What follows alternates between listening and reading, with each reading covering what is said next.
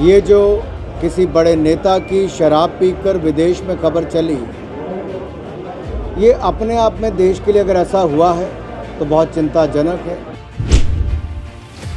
सत्ता में आने के 3 महीने के बाद ही अपनी लोकसभा की सीट हार जाएं, उन्हें भाजपा को गिराने की जरूरत नहीं, उस जनता की नज़रों में पहले गिर चुकी है। ये कट्टर भ्रष्टाचारी अरविंद केजरीवाल जी दुनिया भर में एक उदाहरण बने हैं कि जो भ्रष्टाचार के खिलाफ आंदोलन तो चलाया, आज भ्रष्टाचार के दलदल में इतने डूब चुके हैं कि स्वास्थ्य मंत्री जेल में है जिसको क्लीन चिट देते थे, और शिक्षा मंत्री शराब मंत्री जाने की फिराक में है। गुरु नानक देव यूनिवर्सिटी में 52वां सालाना sports annual prize distribution function मनाया जा रहा है, जिसमें केंद्रीय मंत्री अनुराग ठाकुर विशेष तौर पर पहुंचे हैं। देख सकते हैं आप, खिलाड़ी विजेताओं को इनाम बांटे जा रहे हैं। ओलंपिक में जिन्होंने जो खिलाड़ी हैं उन्हें भी इनाम बांटे जा रहे हैं। इनका कहना है कि देश किस तरह बदल रहा है। प्रधानमंत्री नरेंद्र मोदी के नेतृत्व में एक खेलो भारत एक अभियान चलाया जा रहा है। हम उनसे बात करने की कोशिश करेंगे कि केंद्र सरकार की खिलाड़ियों को लेकर क्या क्या योजनाएं हैं। गुरु नानक देव यूनिवर्सिटी ने वर्षों तक खेलों को बढ़ावा दिया है, और इस बार भी देखा जाए तो खेलो इंडिया यूनिवर्सिटी गेम्स में चौथे स्थान पर गुरु नानक देव विश्वविद्यालय आया। यही नहीं, 40 मेडल भी जीते, जिसमें से 14 से ज़्यादा गोल्ड मेडल थे। कई ओलंपियंस को और अंतर्राष्ट्रीय खिलाड़ियों को गुरु नानक देव यूनिवर्सिटी ने पैदा किया है, उनको ट्रेनिंग दी है।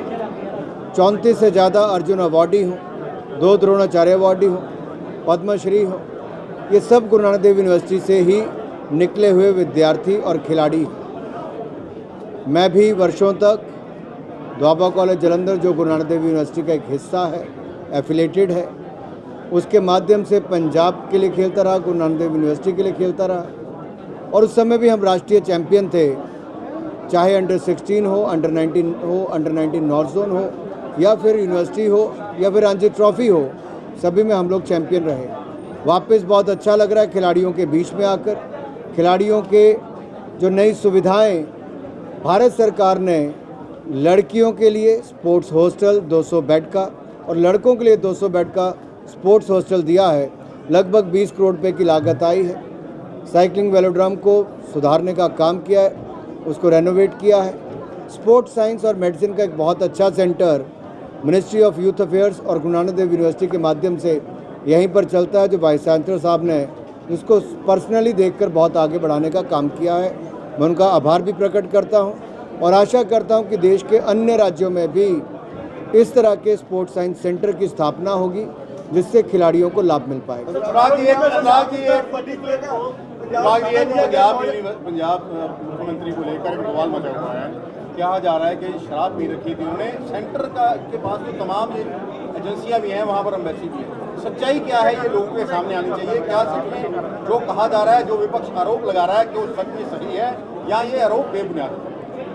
देखिए, सोशल मीडिया से लेकर समाचार पत्रों तक ये जो किसी बड़े नेता की शराब पीकर विदेश में खबर चली, ये अपने आप में देश के लिए अगर ऐसा हुआ है तो बहुत चिंताजनक है। और इसकी सच्चाई तो वो मुख्यमंत्री, उनके अधिकारी ही बता सकते हैं। अगर ऐसा हुआ है कि किसी मुख्यमंत्री और अधिकारियों को ऑफलोड किया गया और किस कारणों से किया गया, तो ये तो मुख्यमंत्री और अधिकारी ही बता पाएंगे। इस पे मैं कोई टिप्पणी नहीं करना चाहूँगा।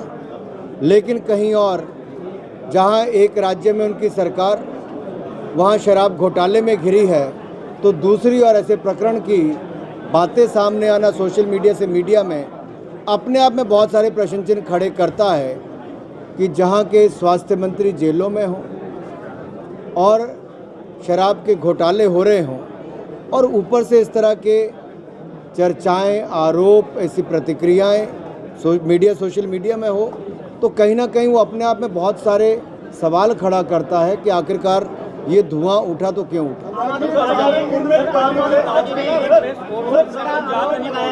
बीजेपी पर बड़ा आरोप लगाया है कि पंजाब में सरकार गिराने की साजिश रच रही है बीजेपी। देखिए, जो लोग सत्ता में आने के 3 महीने के बाद ही अपनी लोकसभा की सीट हार जाएं, उन्हें भाजपा को गिराने की ज़रूरत नहीं, उस जनता की नज़रों में पहले गिर चुकी है और अपना विश्वास भी खो चुकी है। सरकार द्वारा जो आज बिजली जो प्राइवेट हाथों में बिजली देने का नोटिफिकेशन कर दिया है, किसान पहले इसका विरोध करते रहे, आप क्या कहना चाहते हैं कि अब बिजली निजी हाथों में चली जाएगी? देखिए, दिल्ली में भी निजी हाथों में ही है, बहुत सारे राज्यों में है, शहरों में है, और ये सब राज्यों से बातचीत करके ही होता है। डिस्कॉम्स जो हैं वो देश भर में घाटे में है। राज्य की सरकारें बिजली लेती तो हैं, लेकिन उसकी जो पेमेंट है वो करने में बहुत आनाकानी करती हैं। हज़ारों करोड़ रुपए की पेमेंट्स ड्यू हैं बहुत सारे राज्यों की, जिसके कारण डिस्कॉम्स की हालत भी ख़राब है। और ये जो बिजली उत्पादन करने वाली कंपनियां हैं, आखिरकार वो बिजली उत्पादन करके राज्यों को, वहाँ के सिस्टम को देती तो है, वापस पैसा नहीं मिलता है।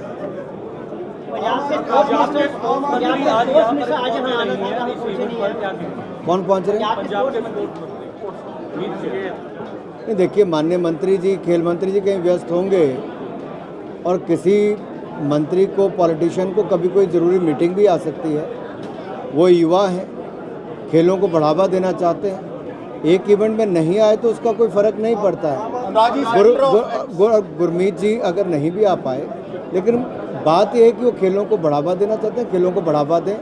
किसी कार्यक्रम में आना ना आना होता है, इसमें चलता है। राजी सेंटर ऑफ एक्सीलेंस कई जगह पर है स्पोर्ट्स को लेकर, क्या गुरु नानक देव यूनिवर्सिटी में, अमृतसर में इस तरह का कुछ सेंटर जो केंद्र समय समय पर भारत सरकार अलग अलग राज्यों पे अलग अलग खेलों के लिए सेंटर्स खड़े करती है।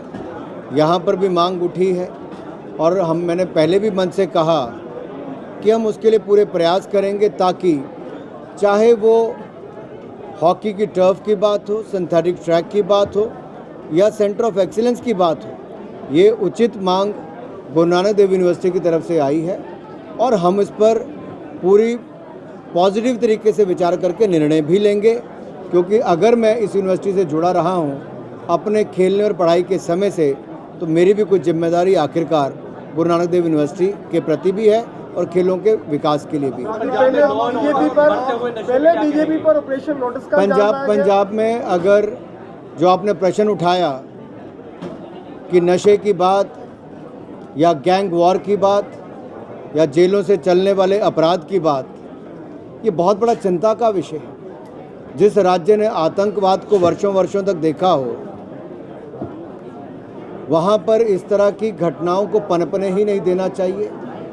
पंजाब पुलिस को और कड़ी कार्रवाई करनी चाहिए। यहाँ के प्रशासन को, यहाँ की जनता के लिए, पंजाब के प्रशासन को पंजाब की जनता की सुरक्षा के लिए हर उचित कदम उठाने चाहिए इन लोगों के खिलाफ जो पंजाब में असुरक्षा का माहौल पैदा करते हैं, क्योंकि इसके कारण पंजाब में निवेश रुकता भी है और यहाँ पर लोग घबराते भी हैं फिर निवेश करने। पंजाब में भाजपा को सत्ता सुख मिल पाएगा? पंजाब में भाजपा को सत्ता सुख मिल पाएगा क्या आने वाले समय में? अगर भारतीय जनता पार्टी हरियाणा में पूर्ण बहुमत से एक बार नहीं 2 बार सरकार बना सकती है, गोवा में 3 बार लगातार सरकार बना सकती है, मणिपुर में फिर सरकार बना सकती है, उत्तराखंड में वापस सरकार बना सकती है, उत्तर प्रदेश में जो नहीं हुआ 34 वर्षों में फिर पूर्ण बहुमत की सरकार बना सकती है। देश में 1984 के बाद पूर्ण बहुमत की सरकार 2014 में भारतीय जनता पार्टी ने बनाई और 2019 में उससे ज़्यादा सीटें जीतकर 303 सीटें जीतकर सरकार बनाई। तो भारतीय जनता पार्टी पंजाब में भी अगले बार पूर्ण बहुमत से सरकार बनाई। ऑपरेशन नोटिस का इल्जाम लगाया गया, अब पंजाब विधानसभा का स्पेशल सेशन बुलाया गया और हरियाणा में भी उनकी सरकार बनने जा रही है। आम आदमी पार्टी का तो जो संगठन था वही सारा चले गया।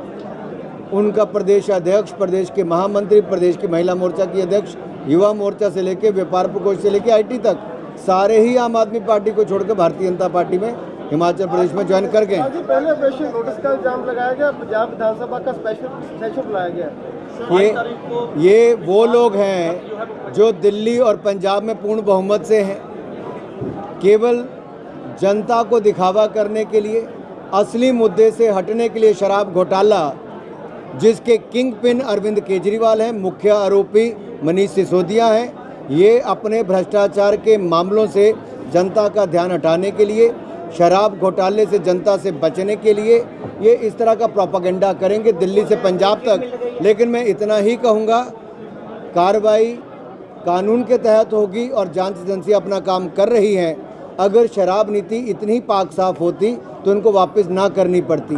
और किस कारण से इन लोगों ने करोड़ों रुपए, 140 करोड़ रुपए शराब के ठेकेदारों का और अर्नेस्ट मनी डिपॉजिट एक और ठेकेदार का वापस क्यों किया, वो किसको मिला, और पंजाब के चुनाव से पहले कितना पैसा आम आदमी पार्टी ने किन लोगों से लिया जिनको ठेका देने के लिए नीति बनाने का काम किया। उसको पंजाब में लागू करने जा रहे हैं। मैं यही कह रहा हूँ, एक के बाद दूसरी जगह घोटाला करने की इनकी आदत बन गई है। शराब नीति के कारण शराब घोटाला दिल्ली में हुआ और उसके तार पंजाब से जुड़े हुए। जी, कट्टर ईमानदार सरकार खुद को बोलते हैं अरविंद केजरीवाल अपने नेताओं को भी, हम कट्टर ईमानदार।